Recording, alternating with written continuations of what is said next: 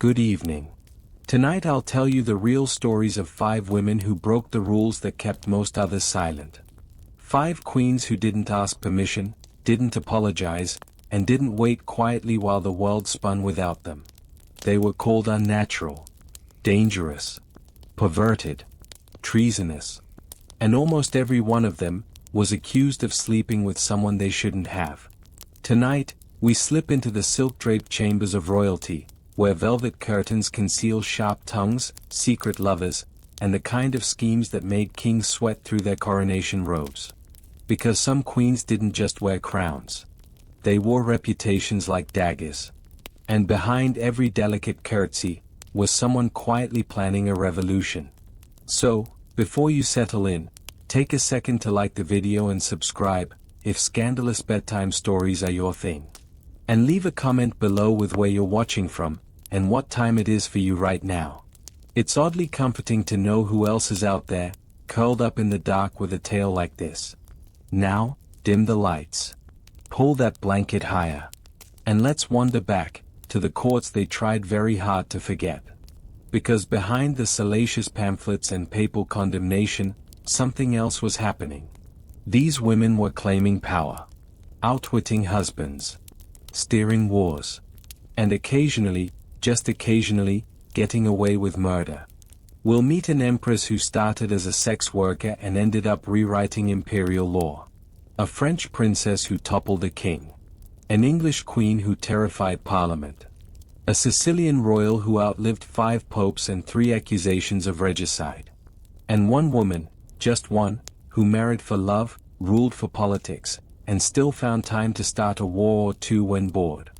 Isabella of France was born in 1295, the only daughter of Philip IV, King of France, often called Philip the Fair, though no one said it with affection. He was ruthless, politically brilliant, and entirely convinced that royal daughters were to be deployed like chess pieces. And so, when Isabella was barely 12 years old, she was betrothed to Edward II, the King of England, a diplomatic gesture meant to seal a truce after years of territorial friction. It was a match of kingdoms more than people, like most royal marriages, arranged not for compatibility but for strategy, treaties, and the illusion of peace. Edward had taken the throne in 1307 after the death of his father, Edward I, a king known for his military campaigns and iron will. His son, as it turned out, was known for other things. The wedding took place in Boulogne in 1308, and Isabella, young, regal, and already displaying the quiet calculation that would define her life, crossed the Channel to become England's queen. She arrived to fanfare, jewels, and a cold reception. Edward had eyes only for one man, Piers Gaveston, his longtime companion and, according to many chroniclers, the true object of his devotion. While Isabella was being crowned, Gaveston stood at Edward's side, dressed in silks finer than the bride's. While Isabella was expected to provide heirs, Gaveston was being handed estates, titles, and even Isabella's own dowry lands. To be clear, the court didn't use words like affair or lover, not in those terms. But it was obvious. The favoritism was flagrant. Gaveston dined at the king's table, made jokes at Isabella's expense, and insulted the nobles. He was brash, mocking, and above all, secure in the king's affection. Isabella, barely a teenager, learned to watch and listen. She smiled, nodded, and took note. If the queen was humiliated, she did not let it show. She did not cry in public. She did not rebel. She waited. And others were watching too. The English barons, already skeptical of Edward's leadership, grew increasingly hostile toward Gaveston. His arrogance made enemies faster than even Edward's mismanagement. After years of tension, they forced the king to exile him. And when Gaveston returned, they hunted him down. In 1312, he was captured, dragged into the countryside, and executed without trial. They left his body to rot in a field, a brutal message meant for Edward, but one Isabella undoubtedly understood too. She had not orchestrated it. But she had survived it. And she knew the game wasn't over. Because in England, a queen had power, not openly, not officially, but through alliances, heirs, and presents. Isabella gave birth to 4 children, including the future Edward III. She built a network of allies both at home and in her native France. And still, her husband refused to learn. After Gaveston, came another favorite, Hugh Despenser. Even more detested, even more arrogant, and this time, more controlling. Despenser wasn't content to humiliate Isabella. He confiscated her lands, intercepted her correspondence, and pushed her entirely out of court politics. Edward, by then, had been king for over 2 decades. His rule had become known for political instability, military embarrassment, and the rise of Despenser's tyranny. Isabella, no longer a girl, made a decision. In 1325, under the pretense of a diplomatic visit to France, she left England, and refused to return. While abroad, she formed a shocking alliance with Roger Mortimer, an English nobleman who had rebelled against the king. It's unclear exactly when their relationship turned romantic, but by the time they returned to England in 1326 with a small invading force, they were both lovers and co-conspirators. Edward fled. Despenser was captured, tried, and executed in horrifying fashion, his body quartered and burned. And as for Edward, well, he was deposed, imprisoned, and eventually died under suspiciously brutal circumstances. Some say it was illness. Others whisper about a red-hot poker and a dark cell. Either way, Isabella became the effective ruler of England, Queen Mother and Regent, ruling alongside Mortimer until her son, Edward III, seized power for himself. By then, Isabella had done what very few royal women ever dared. She had watched, waited, and dismantled a king. She had turned from pawn to player, not loudly, not without cost, but with the kind of patience that terrifies men who think a quiet woman is a powerless one. And that was only the beginning. So now the year is 1327, and England has, officially, a king. Edward III, crowned at the age of 14, is technically on the throne. But make no mistake, Isabella is running the country. And not in some hidden behind the curtain way, either. She signs documents, collects taxes, oversees policies. Roger Mortimer, now her lover and de facto co-ruler, sits beside her in meetings. People murmur. Courtiers bow twice, once to the boy king, and once to the actual authority in the room. Isabella, the former humiliated bride, now dictates national affairs from behind a polished oak desk. And here's the thing about power: once you've tasted it after years of silence, it doesn't go down quietly. She moves into her own set of royal chambers, famously luxurious. Tapestries from France. Perfumed gloves. Silk-lined bed hangings. The kind of personal comfort that made bishops quietly furious and neighboring nobles suspiciously attentive. The English nobility, always a bit twitchy about women who smiled too calmly, started calling her the she-wolf of France. Because what else do you call a woman who's politically competent, sexually active, and not even pretending to apologize for it? Now, one might ask, why the wolf? Why not, say, the hawk? Or the lioness? Because wolves, apparently, are creatures of cunning and danger. Also because it sounds scarier when whispered in a church hall. But Isabella doesn't mind.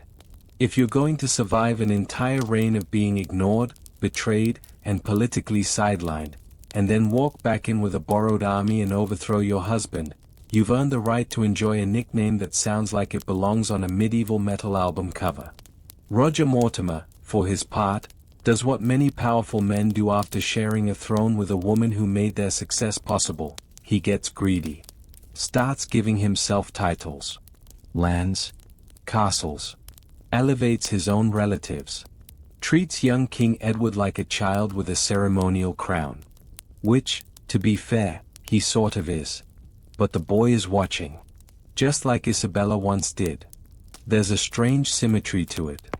And eventually, Edward III has had enough. In 1330, at the age of 17, he arranges a secret coup. Mortimer is captured during a dramatic night raid in Nottingham Castle, a sort of reverse fairy tale, where the stepfather is thrown in the dungeon and the mother is locked out of her own bedroom.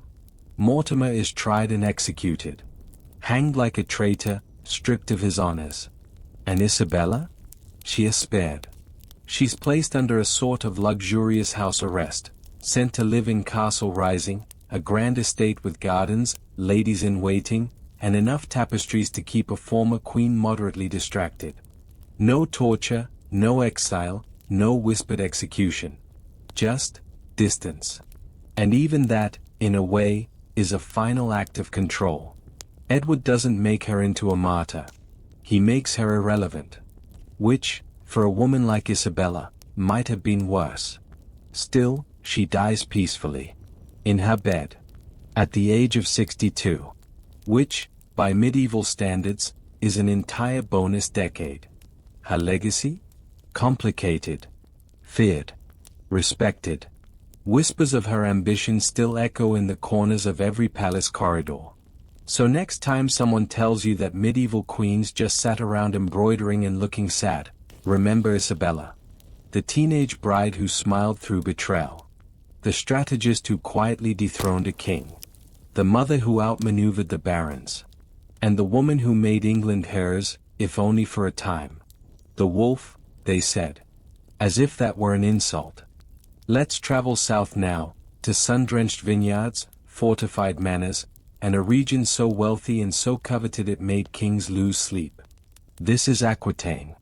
And in 1137, its duchess was a 15-year-old girl named Eleanor.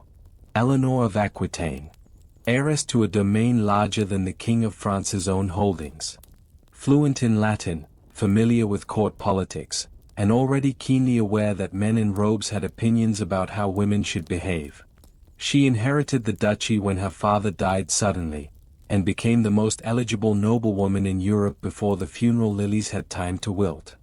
Within months, she was married off to Louis, heir to the French throne. A match made in heaven, if heaven were governed by land disputes, clerical suspicion, and mutual disappointment. Louis was devout, awkward, and deeply uncomfortable with physical affection. He hadn't been raised to be a king, he was supposed to be a monk. Truly. But his older brother died, and suddenly Louis went from chanting psalms to issuing taxes. He married Eleanor within weeks of her father's death, probably still blinking at the candlelight. And Eleanor? Well, she wasn't exactly thrilled to be arm in arm with a man who asked his confessor for permission to consummate the marriage. She was bold, witty, politically shrewd. She liked poetry, troubadours, music, lively courts, and, God forbid, color. Louis liked austerity and silence. He was the kind of man who would feel guilty for enjoying grapes. It was not, as you might imagine, a particularly joyful union. Still, they gave it a go. She became Queen of France at 15. He ruled beside her, or rather, a few paces ahead, with Eleanor rolling her eyes in the background. When she encouraged lively court life, clerics complained. When she spoke at councils, bishops raised eyebrows. When she dared to suggest military strategy during the Second Crusade, yes, she joined Louis on crusade, people whispered that she was the devil in silk stockings. Because naturally, if a queen shows intelligence and confidence in public, witchcraft is the only logical explanation. Now, let's pause here and really consider what it meant to bring a queen like Eleanor on crusade. She wasn't exactly carrying water. She brought an entourage of ladies dressed as Amazons. She traveled with a caravan of wagons, silk tents, silverware, and, depending on which source you believe, a portable bath. And she wasn't there to smile politely and wave at the holy sights. She argued with commanders. She rode alongside soldiers. She suggested tactical changes. One chronicler wrote, horrified, that she rode like a man.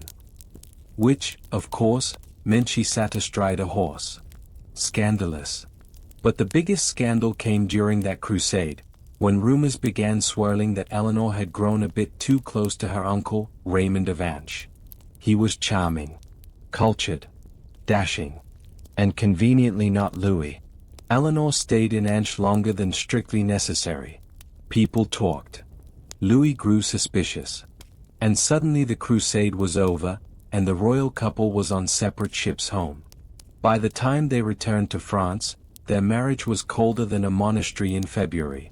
They had one daughter. No sons.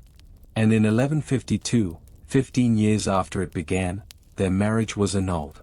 Official reason? Consanguinity. They were too closely related. Unofficial reason? Eleanor was done babysitting a king who preferred the company of abbots. She rode south, back to Aquitaine, free again, technically speaking, and single. But not for long. Because 2 months later, she married a man 11 years her junior.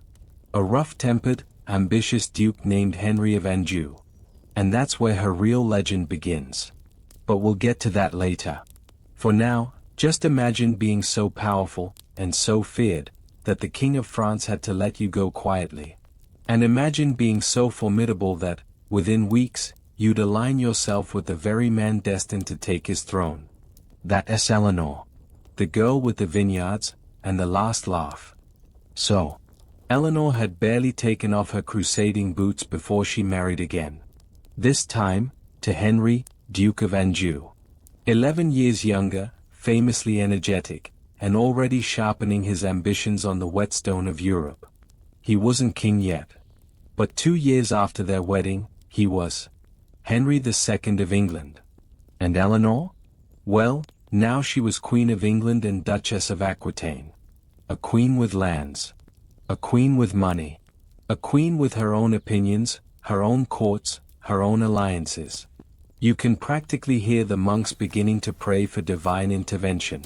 Together, Eleanor and Henry built an empire stretching from Scotland to the Pyrenees. But together, well, let's just say it was not a quiet domestic life.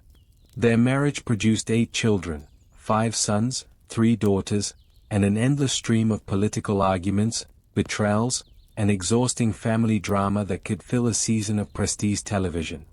You'd need a whiteboard and several color-coded strings just to track who was angry with whom at any given time. Henry was clever, tireless, impatient. He ran his court like a military camp. No lounging about. No idle flattery. And certainly no backtalk. Which, as you might imagine, didn't sit well with Eleanor, who had once managed her own duchy before Henry had grown a beard. So she carved out her own space. Quite literally.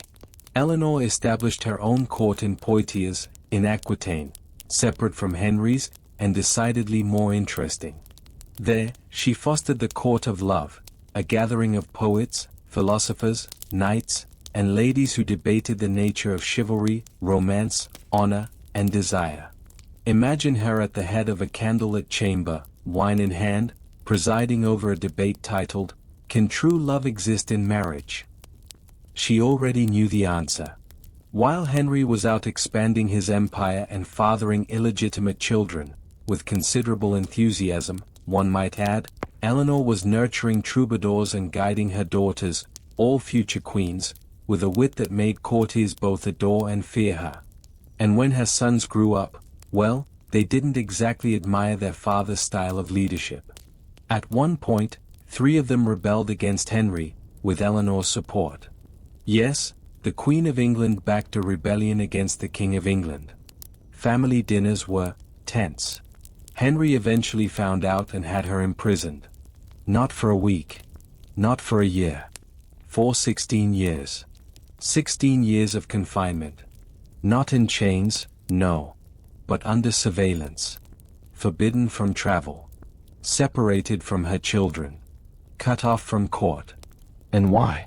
Because she dared to challenge her husband's authority. Because she refused to be merely decorative. Because she believed her mind, and her lands, were her own. But she waited. She endured. And when Henry died in 1189, her son Richard, yes, that Richard, the Lionheart, became king. And the first thing he did? Freed his mother. And she didn't just return to court. She ran it. Eleanor became Queen Mother, Regent, diplomat, matchmaker, and royal advisor. She arranged marriages, quelled revolts, and even rode across the Alps, at nearly 80, to fetch her granddaughter from Castile. She outlived Henry. Outlived most of her children. Outlived the men who tried to control her. She died at 82, a staggering age for the 12th century, having shaped the politics of France and England for 6 decades. Eleanor of Aquitaine. Queen twice. Mother of kings. Political strategist. Patron of culture. And according to her critics? Too bold. Too smart. Too sensual. Too powerful. In other words, just right. Let's start with a birth that didn't cause a scandal, though perhaps it should have, in hindsight. Constance of Sicily was born in 1154 to King Roger II of Sicily. But her arrival was far from celebrated. In fact, according to some chroniclers, her royal birth was kept so low-key that people barely remembered she existed until it became politically inconvenient not to. Her father, Roger, had transformed Sicily from a backwater island into one of the richest and most cultured courts in Europe. Arabic science, Byzantine art, Latin law, it all met in Palermo under the golden arches of his rule. But when he died, the kingdom passed through a string of male heirs, all of whom seemed committed to the tradition of dying inconveniently. By the time Constance was in her teens, she was a royal daughter with no husband, no political alliances, and, crucially, no obvious future. And so, as was common for noble women who weren't immediately needed, she was placed in a convent. Some say she took the veil formally, others say she was just shelved there politely. Either way, no one expected her to re-emerge, certainly not as queen. And then came the deaths. Her brother, William I, ruled after Roger, called William the Bad, which gives you a clue. Then his son, William II, William the Good, possibly because he didn't start any civil wars, died in 1189 with no legitimate heir. Suddenly, everyone looked around and realized that Constance, cloistered and forgotten, was now the last surviving legitimate heir to the Norman dynasty of Sicily.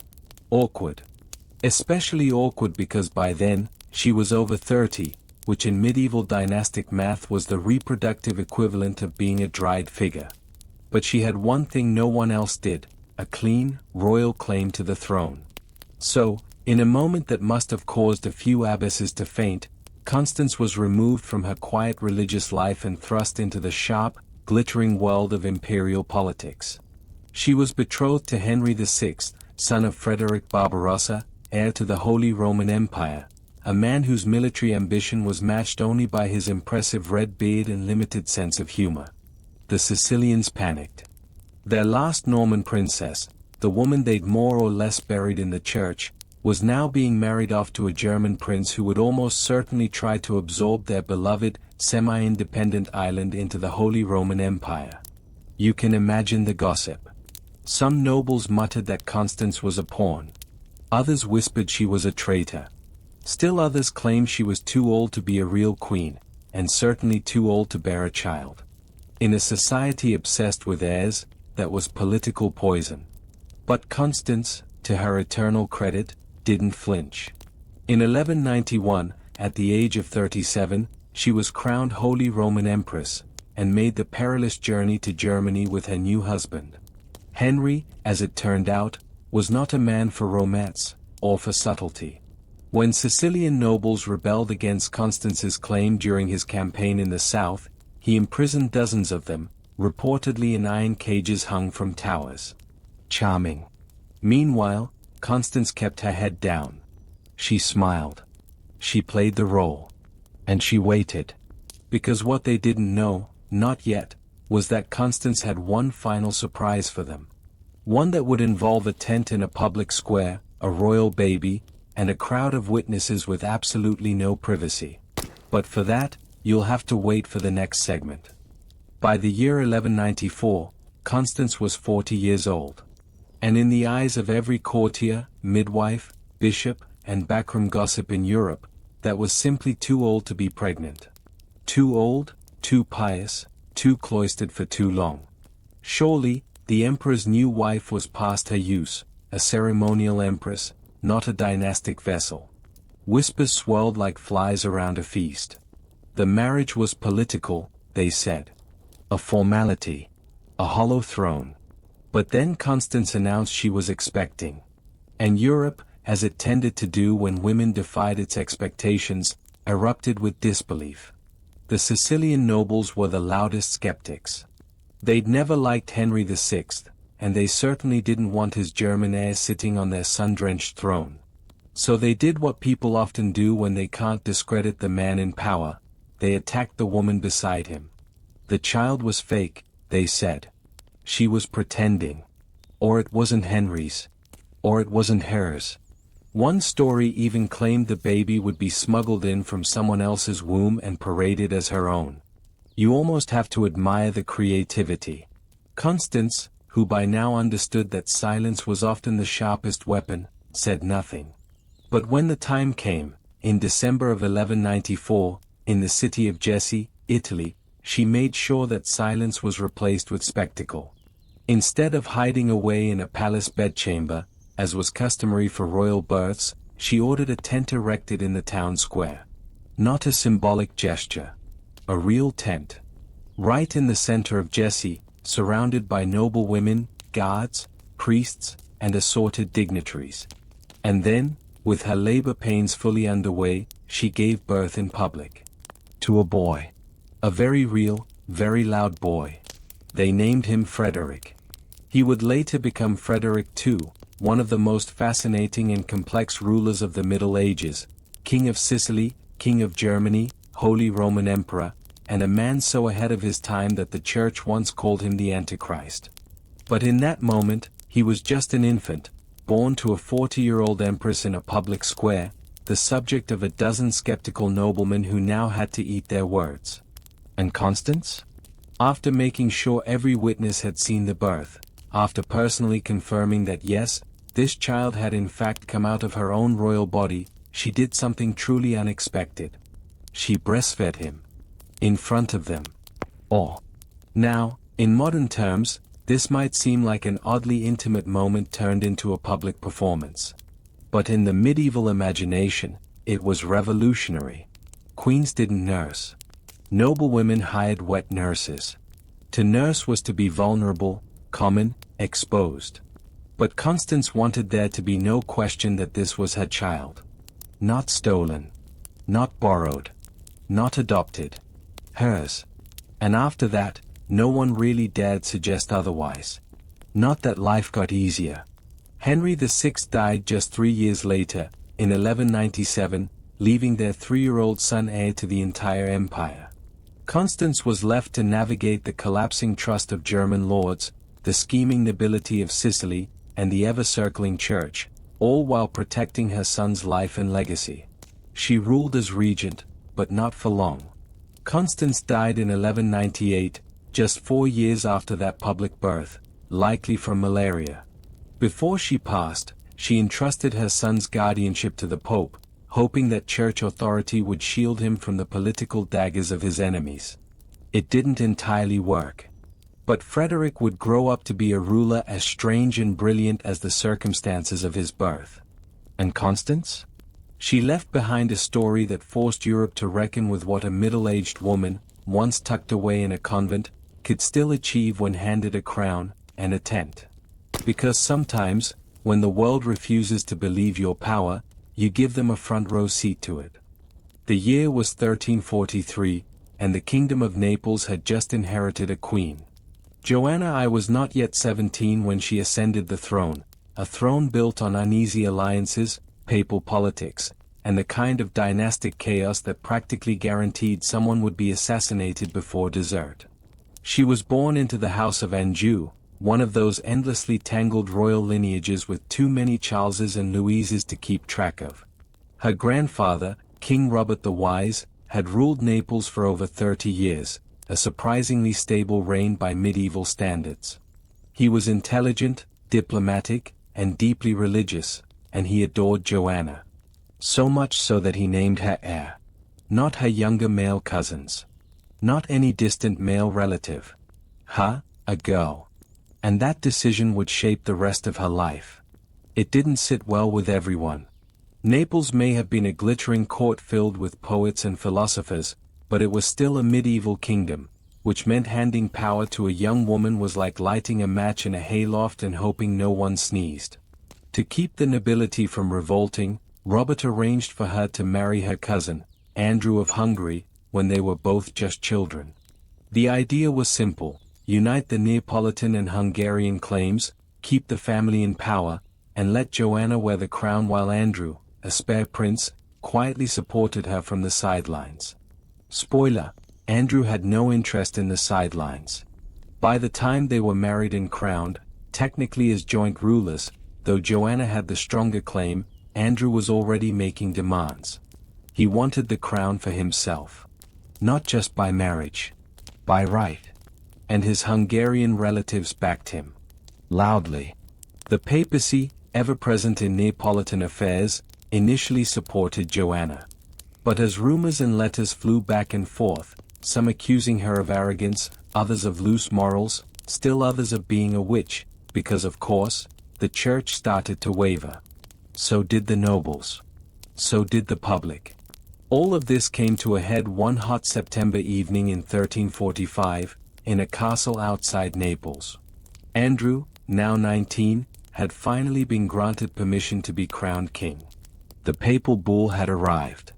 The coronation was planned. Joanna, who had fought it for years, had seemingly relented. And then, the night before the ceremony, he was murdered. Strangled with a curtain cord and thrown from a balcony.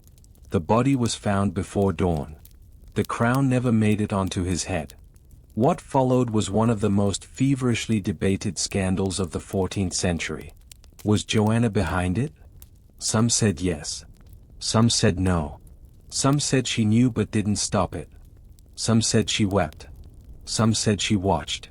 The records, as always, depend on who was writing, and who they were trying to impress or indict. Joanna herself denied it. Repeatedly. She gave speeches. She wrote letters. She insisted she had no part in it. And for a time, her word was enough. But not for long. Andrew's death gave his Hungarian family all the excuse they needed. His brother, King Louis I of Hungary, raised an army and invaded Naples, claiming justice, vengeance, and divine authority. Joanna fled, first to Provence, then to Avignon, where she stood trial before the Pope himself. It's worth pausing here to appreciate the sheer audacity of it.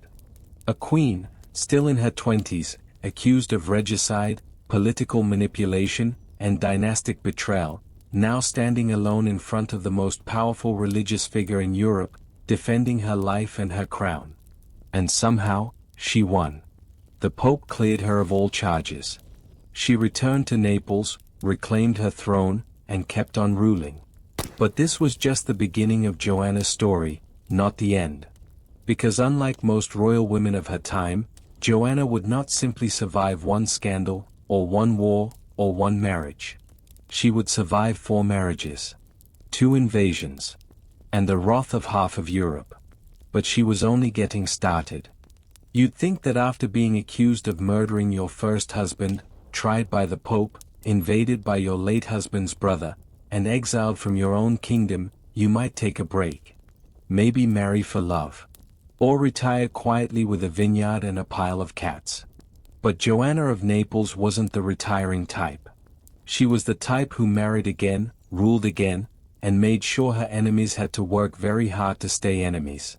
Her second husband was Louis of Taranto, a cousin and fellow royal, chosen for his military experience and his loyalty. He helped her reclaim the throne after the Hungarian invasion, which earned him a co-rulership and the unfortunate side effect of acting like he'd done all the work. Louis was strong, handsome, and deeply insecure. He insisted that Joanna rule under his authority, tried to erase her political power, and made a public show of being king in all but name. It was a bit like marrying your own bodyguard and finding out he wanted your job. She tolerated it. For a time. When Louis died of illness in 1362, Joanna was 35, childless, sovereign, and still radiant in the eyes of many European courts. Most queens would have been retired to a convent by now. She got married again instead. Her third husband was James IV of Majorca, an exiled king with a shaky claim and a dramatic streak. The union lasted 2 years and collapsed in a storm of financial ruin and mutual exhaustion. He ended up imprisoned in Spain. She ended up entirely unbothered. Then came husband number 4, Otto of Brunswick. A German prince with just enough noble blood to be useful and just enough distance from papal politics to keep things quiet, for a while. This marriage was calmer, more practical, and less of a scandal. But by now, Joanna had more problems than husbands. The kingdom was in debt. Factions at court had grown poisonous. The papacy had split into 2 rival popes, Avignon versus Rome, and of course, they both wanted her support. Joanna, ever the strategist, sided with Clement VII of Avignon, the so-called anti-pope. It was a risky move, but not without precedent. Half of Europe backed Clement. The other half backed Urban VI in Rome. Unfortunately, Urban VI took it personally. And in medieval church politics, personal meant an army. Urban excommunicated Joanna, declared her a heretic, and endorsed Charles of Durazzo, a distant relative and rival claimant, to seize the throne. Charles invaded Naples in 1381, backed by Hungarian troops and the full wrath of the Roman papacy. Joanna, now 53, held out as long as she could. She was captured in her own palace, imprisoned in the fortress of Muro Lucano, and, after weeks of pressure, quietly strangled to death. No trial. No ceremony. No royal mourning. Just silence. She died as a heretic queen, though she had ruled for nearly 4 decades. And yet, Joanna's legacy would outlive every one of her enemies. The Neapolitan court would speak of her courage for generations. Female monarchs across Europe invoked her memory. And even modern historians, once they dig past the scandals and propaganda, have called her one of the most resilient queens of the 14th century. She governed through betrayal, exile, war, assassination attempts, papal condemnation, and 4 exhausting marriages, without ever losing her grip on the throne for more than a breath. Was she ruthless? Certainly. Ambitious? Unquestionably. But when the men around her, popes, kings, cousins, husbands, tried to bury her, they forgot one small thing. Joanna of Naples knew how to rise. And that is where we'll leave our queens tonight. Scandalous, yes. But also strategic. Powerful. And, whether the men around them admitted it or not, absolutely unforgettable. From poison plots and papal arrests to battlefield diplomacy and 4 marriages without fainting once, these women ruled with sharp minds, sharper instincts, and just enough silk to hide the steel. If you're still awake, congratulations. But if you're already drifting off, that's perfectly alright too. Because here, scandal makes a surprisingly good lullaby. And if you enjoyed our time together, and you'd like to meet more forgotten women from history who refuse to stay quiet, you're always welcome back. Until next time, good night. And sleep well. Script written by Clara Finch, because women's stories deserve a soul.